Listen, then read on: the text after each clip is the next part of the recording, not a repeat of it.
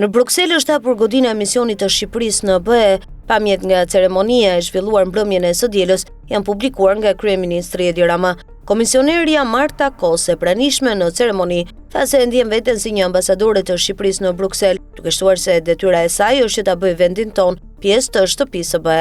Kryeministri Edi Rama vlerësoi nga ana tjetër mbështetjen e BE-s, teksa tha se dikur vinte shije e bënte ftohtë jashtë, ndërsa tani është ndryshe. E ndjej veten si ambasadoren e 4 të Shqipërisë këtu në Bruksel. Po, ju po jepni rezultate.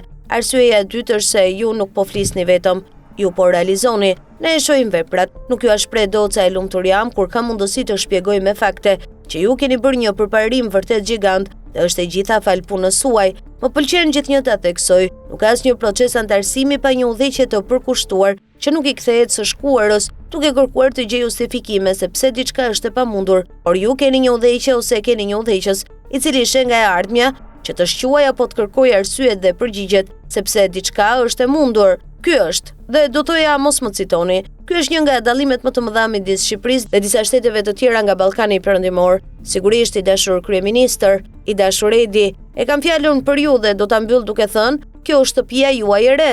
Detyra ime është t'ju sjell ju, Shqipërinë, në shtëpi, në Europë, tha Marta Kos. Dikur kur vinim, shtoi Edi Rama, binte shije e bënte ftohtë jashtë dhe binte shije e bënte ftohtë brenda. Tashmë është ndryshe. Çfarë do të ketë jashtë, brenda bën ngrohtë dhe është plot energji pozitive, fytyra pozitive dhe buzëqeshje të këndshme. Nuk kemi mësuar me këtë, Marta, ndaj është e jashtëzakonshme më në fund ta përjetosh këtë gjë, që është e vazhdueshme gjatë gjithë vitit dhe po bëhet e përhershme. Dua t'ju falenderoj të gjithëve sinqerisht që jeni këtu dhe të falenderoj sinqerisht e me gjithë zemër për punën secilin prej jush, tha Edi Rama.